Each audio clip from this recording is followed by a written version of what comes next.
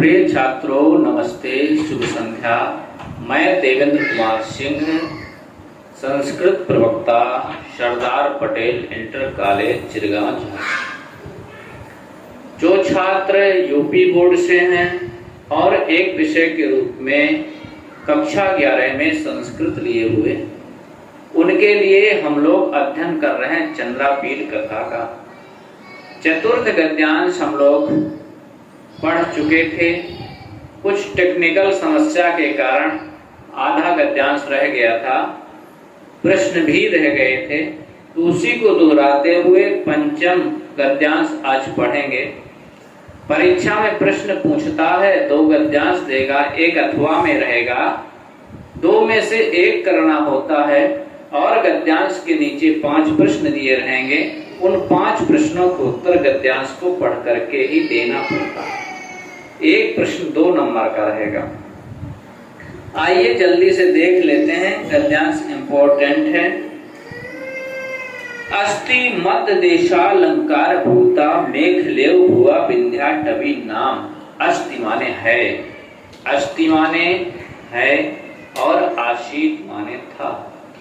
अस्ति है मध्य देशालंकार भूता, मध्य देश के अलंकार जैसी, मेखला इव मेखला करधनी के समान, भुवः माने पृथ्वी की, सृष्टि का एक वचन, विंध्याटवी नाम। मध्य देश के आभूषण तथा पृथ्वी की मेखला के समान विंध्य पर्वत पर स्थित एक छोटा सा जंगल है। तस्याम च दंडकारण्यन्तः पातिः, और उसमें दंडक नाम के वन के बीच में, दंडकारण्य अंत उसी में, तस्याम उसी में, उसमें किसमें, विंध्याटवी में। तस्याम च माने और, दंडकारण्य अंतः दंडकारण्य के बीच में, गोदावर्या सरिता परिगतम, गोदावरी नदी से घिरा हुआ आश्रम पदम आसीत। उसी दंडकारण्य में गोदावरी नदी से घिरा हुआ एक आश्रम था।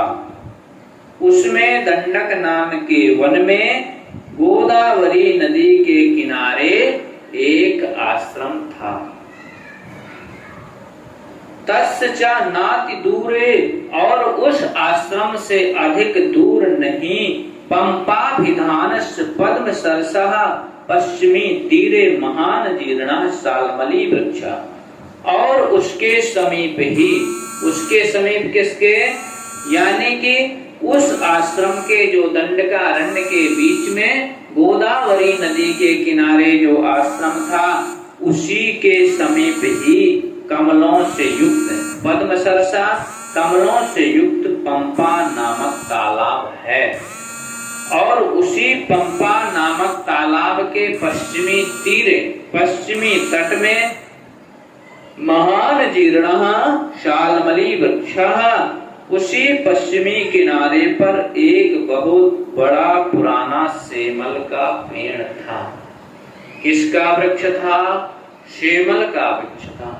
किस सरोवर के किनारे? पंपा सरोवर के किनारे। पंपा सरोवर किसके समीप था? उस आश्रम के समीप था। आश्रम कहाँ था? दंडकारण्य में था। उस आश्रम के किनारे से कौन नदी बहती थी? गोदावरी नदी बहती थी। और वह दंडकारण्य कहाँ था?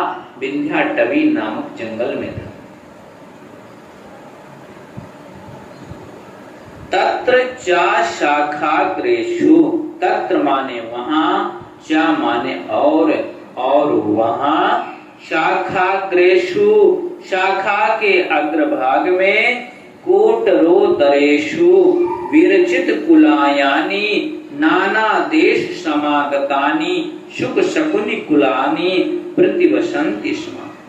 शाखा के अग्रभाग में, कोटरदरेषु खोखलों के भीतर, जो पुराना वृक्ष हो जाता है उसकी शाखाओं में खोखले हो जाते हैं। कोटरदरेषु खोखलों के भीतर, विरचित कुलायानि विरचित माने बना लिए हैं घोंसला, घोंसला बनाने वाले। नाना देश समागतानी, नाना देश यानी देश के कोने कोने से आए हुए। शुक माने तोता, शकुनी माने पक्षी, कुलानी माने झुंड के झुंड प्रतिवसंत इसमें रहते थे। वहां डालियों की चोटी पुराने खोखलों में घोंसले बनाकर विभिन्न देशों से आए हुए तोतों और पक्षियों के झुंड रहते थे। तत्र एकस्मिन, तत्र माने वहां, एकस्मिन जीर्ण कोटरे जायया सह निवसतः पश्चिमे वयसि वर्तमानस्य पितुः अहम एव एक सूनु अभवत्। तत्र एकस्मिन वहां एक जीर्ण कोटरे, जीर्ण कोटरे पुराने खोखले में, जायया सह पत्नी के साथ में। सह के योग में तृतीया विभक्ति होती है, कई बार बता चुके हैं। कारक में एक सूत्र पढ़ेंगे, सह युक्ते अप्रधाने में तृतीया विभक्ति होती है। जायया सह माने पत्नी के साथ में, निवसतः माने निवास करते थे। पश्चिमे वयसी, पश्चिमे वयसी यानी जिनकी वृद्धावस्था थी। पश्चिमे वयसी वर्तमानस्य, वर्तमान में जिनकी वृद्धावस्था थी। पितुः अहम एव एक सूनु अभवम, ऐसे पिता के मैं एक, ऐसे पिता का मैं एक ही पुत्र हुआ। यानी अपने पिता के बुढ़ापे में मैं एक ही पुत्र हुआ। अति प्रबलया मम एव जायमानस्य प्रसव वेदनया जननी में लोकांतरम अगमत। अति प्रबलया, अति प्रबलया प्रसव वेदनया, अति प्रबलया अत्यंत तीव्र, प्रसव वेदनया प्रसव वेदना से, अत्यधिक अत्यंत तीव्र प्रसव वेदना से, मम एव जायमानस्य मेरे जन्म लेते समय, में जननी लोकांतरम आगमत।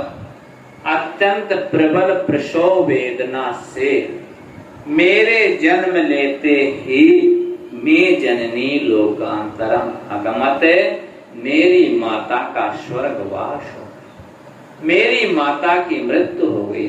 मेरे जन्म लेते समय अत्यधिक प्रसव वेदना के कारण मेरी माता का देहांत हो गया।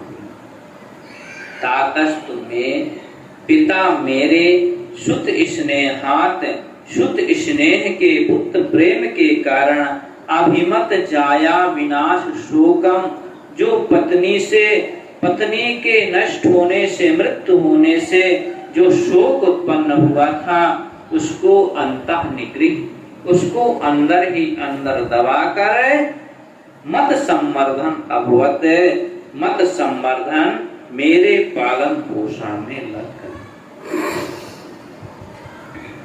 मध्य देश के आभूषण का पृथ्वी की मेखला के समान विंध्य पर्वत पर एक छोटा सा जंगल था। उसमें दंडक नाम के वन के बीच गोदावरी नदी के किनारे एक आश्रम था।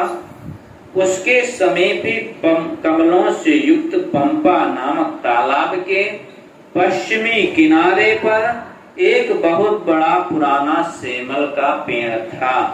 वहां डालियों की चोटी तथा पुराने खोखलों पर घोंसले बनाकर विभिन्न देशों से आए हुए तोते और पक्षियों के झुंड रहते थे।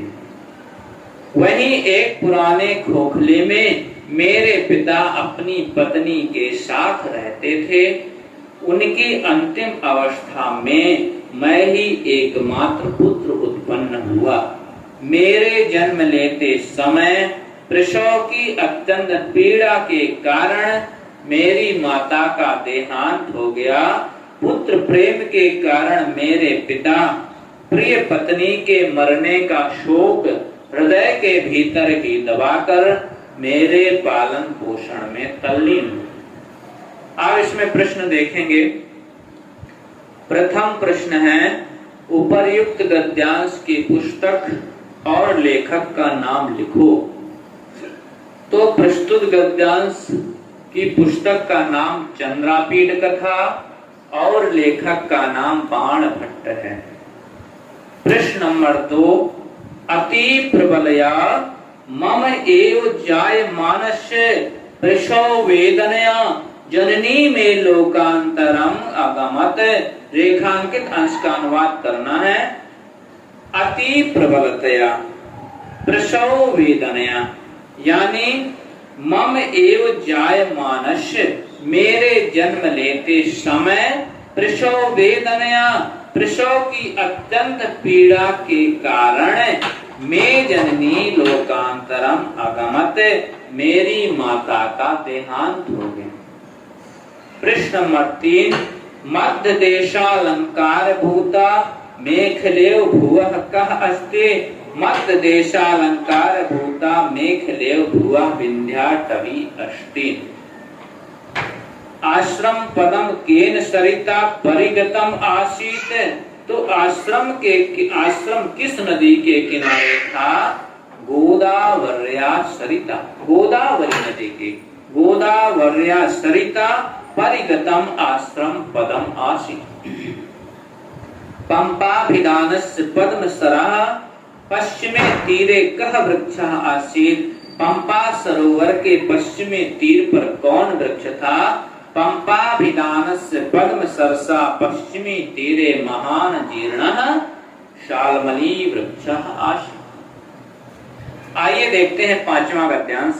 एकदा तु प्रभाते सहसैव तस्मिन् महावने मृगया कोलाहल ध्वनि रुदन अचलत। आकर्ण च तम अहम समीपवर्तिनः पितुः पक्ष पुटान्तरम आविशत। अथ च शैशवात् किम इदम इति संजात कुतूहलः पितुरुद संगात। ईषदेव निष्क्रम्य कोटरस्थ एवं शिरोधरां प्रसार्य तामेव दिशं चक्षुः प्राहिणवं तस्मात् वनान्तरात् अभिमुखम् आपतत अति भयजनकं शबर सैन्यम अद्राक्षम। छोटा गद्यांश है। एकदा, एकदा एक बार। एकदा माने एक बार, प्रभाते माने प्रातः काल में, सुबह सुबह का। एक बार प्रभाते प्रातः काल में सहसा एवो, सहसा माने अचानक, एव माने हे, तस्मिन् महावने उसी महावन, उसी विंध्याटवी में, महावने मृगया कोलाहल ध्वनि रुदन चलत। अचानक ही तस्मिन् उस महावन में मृगया माने शिकार, कोलाहल ध्वनि हल्ले की ध्वनि उद चलत हुई। एक बार सुबह का टाइम था, प्रातः काल का टाइम था। अचानक ही तस्मिन् महावने उसी विंध्याटवी नामक जंगल में मृगया कोलाहल शिकार खेलने की ध्वनि सुनाई दी। आकर्ण सुनकर च तम अहम समीपवर्तिनः पितुः पक्ष पुटान्तरम आविशत। आकर्ण सुनकर वैशंपायन नामक शुक अपनी कथा बता रहा है राजा शूद्रक को। जिस वैशंपायन नामक शुक को चांडाल कन्या दक्षिण दिशा से आई थी पिंजड़े पर लेकर के, वही वैशंपायन नामक शुक राजा शूद्रक से अपनी कहानी बता। शुक कहता है आकर्ण सुनकर, चा और तम अहम माने मैं, समीपवर्तिनः पितु जो मेरे समीप पर मेरे पिता उपस्थित थे, पक्ष पुटान्तरम आविशत उनके मैं पंखों पर घुस गया। उसे सुनकर मैं पास ही में स्थित पिता के पंखों में घुस गया। कौन घुस गया? वैशंपायन नामक शुक। अथ जा शैशवात किम इदम, अथ इसके बाद, शैशवात शैशावस्था होने के से, किम इदम, इदम यह है, किम माने क्या, यह क्या है, इति ऐसा संजात कुतूहलः, मेरे मन में कुतूहल उत्पन्न हुआ। पितुरुत संगात ईषद एव निष्क्रम्य, पिता की गोद से ईषद एव माने थोड़ा ही, निष्क्रम माने निकलकर, कोटरस्थ है कोटरे से खोखले से, एवं शिरोधराम प्रसार, मैंने अपने सिर को कोटर से निकाल करके देखा। ताम एव दिशम चक्षु प्राहिणवम्, शैशवाद बचपन के कारण, किम इदम इति यह क्या है, संजात कुतूहला उत्कंठित होकर के, पितुरूप संगात पिता की गोद से, ईषदिव थोड़ा सा, निष्क्रम निकलकर, कोटरस्थ एवं खोखले में बैठा हुआ, शिरोधराम माने गर्दन को, प्रसार माने फैलाकर, ताम एव दिशाम उसी दिशा की। तोते ने देखा कि यह जो मृगया खेलने वाले शिकारी हैं, शबर लोग हैं, यह उसी दिशा की ओर आ रहे हैं जिस दिशा की ओर शालमली नामक वृक्ष था, और हम लोग उसी शालमली नामक वृक्ष के खोखले पर रहते हैं।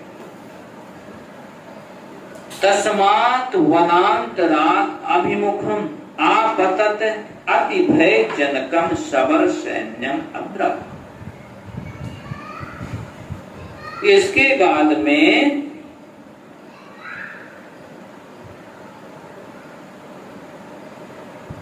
उस जंगल में कहते हैं कि मैंने पिता के पंखों से थोड़ा निकलकर, खोखले में बैठे बैठे गर्दन को फैलाकर उसी दिशा की ओर निगाहें दौड़ाने लगा। चक्षु प्राणिवहम माने निगाहें दौड़ाने लगा, और उस जंगल से, वनांतरात उस जंगल से, अभिमुखम अपनी ओर आती हुई, अभिमुखम अपनी ओर आती हुई, आपतत अत्यंत डरावनी, अति भयजनकम अत्यंत डरावनी, शबर सैन्यम आद्राक्षित अध्यक्षम, शबर सैन्यम आने अत्यंत डरावनी भीलों की सेना को देखा। अद्राक्षम माने देखा, अति भयजनकम जो अत्यंत भयभीत करने वाले थे, शबर सैन्यम भीलों की सेना को, अद्राक्षम माने देखा। किसने देखा? शुक ने देखा। फिर से इसको देख लेते हैं जल्दी से।